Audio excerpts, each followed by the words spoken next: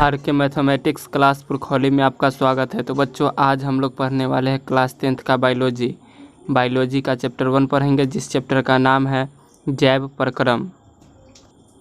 तो आइए बच्चों प्रश्न को देखते हैं। तो बच्चों, नंबर 1 प्रश्न जो है वह प्रश्न है, मनुष्य में वृक्क एक तंत्र का भाग है जो संबंधित है। ए पोषण, बी श्वसन, सी उत्सर्जन, डी परिवहन। तो बच्चों, इसका जो राइट आंसर हो जाएगा वह हो जाएगा ऑप्शन नंबर सी। क्या हो जाएगा बच्चों? तो इसका राइट आंसर हो जाएगा ऑप्शन नंबर सी। आइए नेक्स्ट प्रश्न को देखते हैं। तो बच्चों, नेक्स्ट प्रश्न जो है हमारा वह प्रश्न है कि शरीर में भोजन का पचना किस प्रकार की अभिक्रिया है।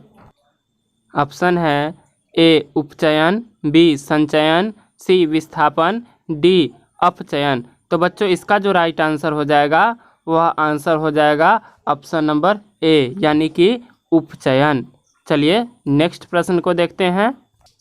नेक्स्ट प्रश्न है बच्चों, रक्त क्या है।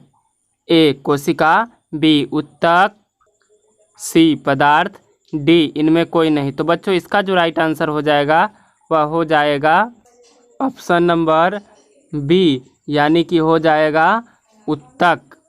चलिए बच्चों, नेक्स्ट प्रश्न को देखते हैं। तो बच्चों, नेक्स्ट प्रश्न है 4 नंबर, निम्नलिखित में कौन उत्सर्जी अंग है।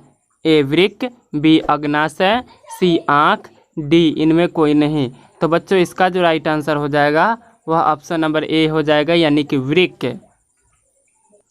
चलिए नेक्स्ट प्रश्न को देखते हैं, यानी कि 5 नंबर प्रश्न को।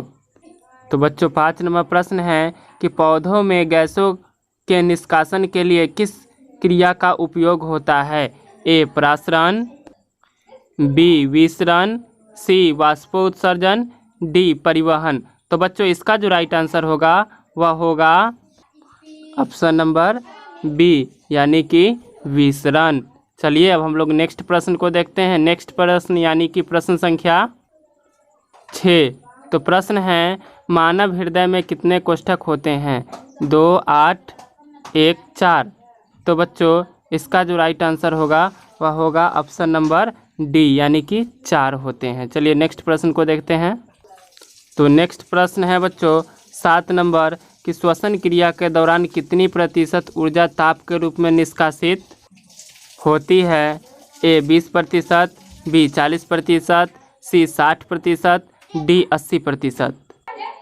तो बच्चों, इसका जो राइट आंसर होगा वह ऑप्शन नंबर ए होगा, यानी कि 20%। चलिए अब हम लोग नेक्स्ट प्रश्न को देखते हैं। नेक्स्ट प्रश्न है बच्चों 8 नंबर प्रश्न, कोशिका झिल्ली किस प्रकार की झिल्ली है।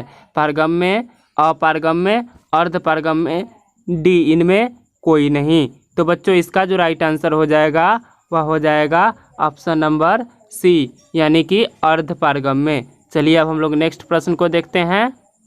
नेक्स्ट प्रश्न है बच्चों हमारा 9 नंबर, मानव हृदय में पाए जाते हैं 3 वेशम, 4 वेशम, 5 वेशम, 6 वेशम। तो बच्चों, इसका जो राइट आंसर हो जाएगा वह हो जाएगा ऑप्शन नंबर बी, यानी कि 4 वेशम हो जाएगा। चलिए अब हम लोग नेक्स्ट प्रश्न को देखते हैं। नेक्स्ट प्रश्न यानी कि प्रश्न संख्या 10, रक्त में आयरन की कमी से होने वाला एक रोग है। टीबी, मधुमेह, एनीमिया, उच्च रक्तचाप। तो बच्चों, इसका जो राइट आंसर हो जाएगा वह हो जाएगा ऑप्शन नंबर सी, एनीमिया। चलिए अब हम लोग नेक्स्ट प्रश्न को देखते हैं, यानी कि 11 नंबर प्रश्न को। प्रश्न है, पादप में जाइलम उत्तरदायी है। ऑप्शन है ए जल का वहन, बी भोजन का वहन, सी अमीनो अम्ल का वहन, डी ऑक्सीजन का वहन। तो बच्चों, इसका राइट आंसर हो जाएगा ऑप्शन नंबर ए, यानी कि जल का वहन। चलिए अब हम लोग नेक्स्ट प्रश्न को देखते हैं, यानी कि 12 नंबर प्रश्न को। तो बच्चों, 12 नंबर प्रश्न है कि स्टोमाटा पौधे के किस अंग में पाया जाता है। तना में, पत्तियों में, जड़ में, डी कोई नहीं। तो बच्चों, इसका राइट आंसर हो जाएगा बी, यानी पत्तियों में। चलिए अब हम लोग नेक्स्ट प्रश्न को पढ़ते हैं। यानी कि 13 नंबर प्रश्न को। तो बच्चों प्रश्न है कि मानव हृदय का औसत प्रकुंचन दाब है लगभग। Option A 120 mmHg, B 150 mmHg, C 90 mmHg, D इनमें कोई नहीं। तो बच्चों इसका जो राइट आंसर हो जाएगा वह ऑप्शन नंबर ए हो जाएगा, यानी कि 120 mmHg। चलिए अब हम लोग नेक्स्ट प्रश्न को पढ़ते हैं, यानी कि 14 नंबर प्रश्न को। प्रश्न है शरीर में भोजन का पचना किस प्रकार की अभिक्रिया है? अवकरण, ऑक्सीकरण, उदासीनीकरण, वैद्युत अपघटन। तो बच्चों इसका जो राइट आंसर हो जाएगा वह ऑप्शन नंबर बी हो जाएगा, यानी कि ऑक्सीकरण। चलिए अब हम लोग नेक्स्ट प्रश्न को पढ़ते हैं। प्रश्न है 15 नंबर, स्वपोषी पोषण के लिए आवश्यक है दलपुंज, क्लोरोफिल, सौर प्रकाश, इनमें सभी। तो बच्चों इसका जो राइट आंसर हो जाएगा वह ऑप्शन नंबर सी हो जाएगा। चलिए नेक्स्ट प्रश्न को पढ़ते हैं। अगला प्रश्न है बच्चों 16 नंबर, इनमें किनके द्वारा अमीबा में भोजन का अंतर्ग्रहण होता है? ए उत्पाद, बी परिवहन, सी भोजन रसधानी, डी केंद्रक। तो बच्चों इसका जो राइट आंसर हो जाएगा वह हो जाएगा ऑप्शन नंबर ए, यानी कि उत्पाद। चलिए अब हम लोग नेक्स्ट प्रश्न को देखते हैं, यानी कि प्रश्न संख्या 17 को। प्रश्न है रक्त में हल्के पीले रंग के चिपचिपे द्रव को कहते हैं? ए प्लाज्मा, बी सीरम, सी लिम्फ, डी लसिका। तो बच्चों इसका जो राइट आंसर हो जाएगा वह हो जाएगा ऑप्शन नंबर ए, यानी कि प्लाज्मा। चलिए नेक्स्ट प्रश्न को देखते हैं, यानी कि प्रश्न संख्या 18 को। प्रश्न है वृक्क के संरचनात्मक एवं क्रियात्मक इकाई को कहते हैं? ए नेफ्रॉन, बी मूत्रवाहिनी, सी ग्लोमेरुलस, डी बोमेन संपुट। तो बच्चों इसका जो राइट आंसर हो जाएगा वह हो जाएगा ऑप्शन नंबर ए, यानी कि नेफ्रॉन। चलिए अब हम लोग नेक्स्ट प्रश्न को देखते हैं, यानी कि प्रश्न संख्या 19 को। प्रश्न है खुला परिसंचरण तंत्र किसमें पाया जाता है? मनुष्य में, कॉकरोच में, घोड़ा में, ऊंट में। तो बच्चों इसका राइट आंसर हो जाएगा बी कॉकरोच में।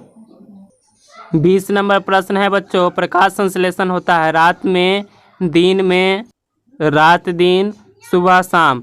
तो बच्चों इसका राइट आंसर हो जाएगा ऑप्शन नंबर बी, यानी कि दिन में। अगला प्रश्न देखते हैं। प्रश्न है मनुष्य के सांस लेने और छोड़ने की क्रिया को क्या कहते हैं? श्वासोच्छ्वास, श्वसन, निश्वसन, उत्सर्जन। तो बच्चों इसका राइट आंसर हो जाएगा ए, यानी कि श्वासोच्छ्वास। चलिए अगला प्रश्न को देखते हैं।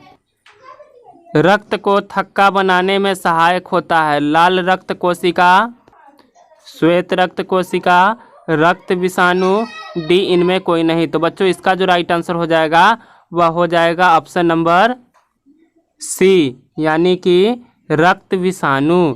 चलिए अब हम लोग अगला प्रश्न को देखते हैं। अगला प्रश्न है बच्चों, एक वयस्क मनुष्य के कितने दांत होते हैं? ए 28, बी 30, सी 32, डी 34। तो बच्चों इसका जो राइट आंसर हो जाएगा वह हो जाएगा ऑप्शन नंबर सी। चलिए नेक्स्ट प्रश्न को देखते हैं। नेक्स्ट है 24 नंबर, मछली के हृदय में कोष्ठकों की संख्या होती है 2, 3, 4, डी में केवल 1। तो बच्चों इसका राइट आंसर हो जाएगा ऑप्शन नंबर ए, यानी कि 2। चलिए अब हम लोग नेक्स्ट प्रश्न को देखते हैं। 25 नंबर प्रश्न है मानव शरीर में सबसे बड़े ग्रंथि के रूप में जाना जाता है? जठर ग्रंथि को, लार ग्रंथि को, यकृत को, आंत्र ग्रंथि को।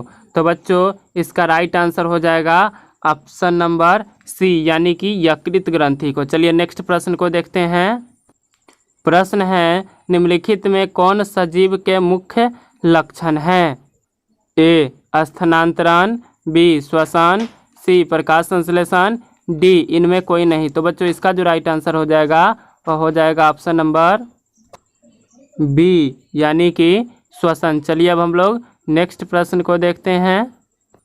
प्रश्न है बच्चों, निम्नलिखित में कौन स्वपोषी होते हैं? जीवाणु, कवक, सभी जीव, डी हरे पौधे। तो बच्चों इसका जो राइट आंसर हो जाएगा वह हो जाएगा ऑप्शन नंबर डी, यानी कि सभी हरे पौधे। चलिए अब हम लोग नेक्स्ट प्रश्न को देखते हैं। 28 नंबर प्रश्न है मनुष्य के आहार नल की लंबाई कितनी होती है? 8 से 10 मीटर, 8 से 10 सेंटीमीटर, 2 से 4 मीटर, 1 से 2 मीटर। तो बच्चों इसका राइट आंसर हो जाएगा ऑप्शन नंबर ए, यानी कि 8 से 10 मीटर। चलिए अब हम लोग नेक्स्ट प्रश्न को देखते हैं। 29 नंबर प्रश्न है क्लोरोफिल वर्णक का रंग है हरा, नीला, लाल, सफ़ेद। तो बच्चों इसका राइट आंसर हो जाएगा ए, यानी कि हरा। चलिए अब हम लोग नेक्स्ट प्रश्न को देखते हैं। प्रश्न है कवक में पोषण की कौन सी विधि है? स्वपोषी, मृतजीवी, समभोजी, डी इनमें कोई नहीं। तो बच्चों इसका राइट आंसर हो जाएगा बी, यानी कि मृतजीवी। चलिए अब हम लोग नेक्स्ट प्रश्न को देखते हैं, यानी कि 31 नंबर प्रश्न है प्रकाश संश्लेषण द्वारा किसकी प्राप्ति होती है? वसा, प्रोटीन, ग्लूकोज, डी प्रकाश। तो बच्चों इसका जो राइट आंसर हो जाएगा वह हो जाएगा ऑप्शन नंबर सी, यानी कि ग्लूकोज। चलिए अब हम लोग नेक्स्ट प्रश्न को देखते हैं। प्रश्न है 32 नंबर वह कौन प्रक्रम है जिनके द्वारा शरीर में ऊर्जा का उत्पादन होता है? कहलाता है श्वसन, पोषण, उत्सर्जन, उत्तेजनशीलता। तो बच्चों इसका राइट आंसर हो जाएगा ऑप्शन नंबर ए, यानी कि श्वसन। चलिए अब हम लोग अगले प्रश्न को देखते हैं। 33 नंबर प्रश्न है कौन सी क्रिया सभी जीवों के लिए अनिवार्य है? ए प्रकाश संश्लेषण, बी वाष्पो उत्सर्जन, सी श्वसन, डी चालन। तो बच्चों इसका राइट आंसर हो जाएगा ऑप्शन नंबर सी, यानी कि श्वसन। चलिए अब हम लोग नेक्स्ट प्रश्न को पढ़ते हैं, यानी कि 34 नंबर प्रश्न है मानव में डायलिसिस थैली है नेफ्रॉन, न्यूरॉन, माइटोकॉन्ड्रिया, डी इनमें कोई नहीं। तो बच्चों इसका राइट आंसर हो जाएगा ए, नेफ्रॉन। चलिए अब हम लोग नेक्स्ट प्रश्न को पढ़ते हैं, यानी कि 35 नंबर स्वपोषी पोषण के लिए आवश्यक है? A chlorophyll, B carbon dioxide तथा जल, सी सूर्य का प्रकाश, डी उपयुक्त सभी।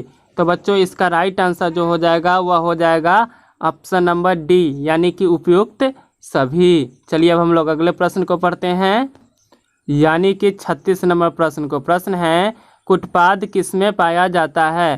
पैरामीशियम में, यूग्लिना में, अमीबा में, डी इनमें कोई नहीं। तो बच्चों इसका राइट आंसर हो जाएगा ऑप्शन नंबर सी, यानी कि अमीबा में। चलिए अब हम लोग नेक्स्ट प्रश्न को पढ़ते हैं, यानी कि 37 नंबर प्रश्न है इनमें कौन प्रकाश संश्लेषी अंग है? ए पत्ती, बी स्ट्रोमा, सी ग्राना, डी हरित लवक। तो बच्चों इसका राइट आंसर जो हो जाएगा वह हो जाएगा ऑप्शन नंबर डी, यानी कि हरित लवक। चलिए अब हम लोग नेक्स्ट प्रश्न को पढ़ते हैं, यानी कि 38 नंबर प्रश्न है जठर ग्रंथियां कहाँ पाई जाती है? ए आँख में, बी अग्नाशय में, सी यकृत में, डी अमाशय में। तो बच्चों इसका जो राइट आंसर हो जाएगा वह हो जाएगा ऑप्शन नंबर डी, यानी कि अमाशय में। चलिए अब हम लोग नेक्स्ट प्रश्न को पढ़ते हैं। प्रश्न है 39 नंबर प्रकृति में ऑक्सीजन का संतुलन कैसे बना रहता है? ए संयोजक क्रिया, बी प्रकाश संश्लेषण, सी अपघटन, डी इनमें कोई नहीं। तो बच्चों इसका जो राइट आंसर हो जाएगा वह हो जाएगा ऑप्शन नंबर बी, यानी कि प्रकाश संश्लेषण। चलिए अब हम लोग अगले प्रश्न को पढ़ते हैं, यानी कि 40 नंबर प्रश्न को, और यह प्रश्न इस चैप्टर का लास्ट प्रश्न है। तो बच्चों प्रश्न है कि कुटपाद किसमें पाया जाता है? पैरामीशियम, यूग्लिना, अमीबा, डी इनमें कोई नहीं। तो बच्चों इसका राइट आंसर हो जाएगा ऑप्शन नंबर सी। और बच्चों यह वीडियो यहीं पे समाप्त होता है। अगर आपको कोई भी दिक्कत हो तो आप हमारे टेलीग्राम आईडी पे जाकर अपने समस्या का समाधान ले सकते हैं। टेलीग्राम आईडी का लिंक डिस्क्रिप्शन में है। अगर यह वीडियो आपको अच्छी लगी हो तो प्लीज़ हमारे चैनल को लाइक, कमेंट और सब्सक्राइब करें। धन्यवाद।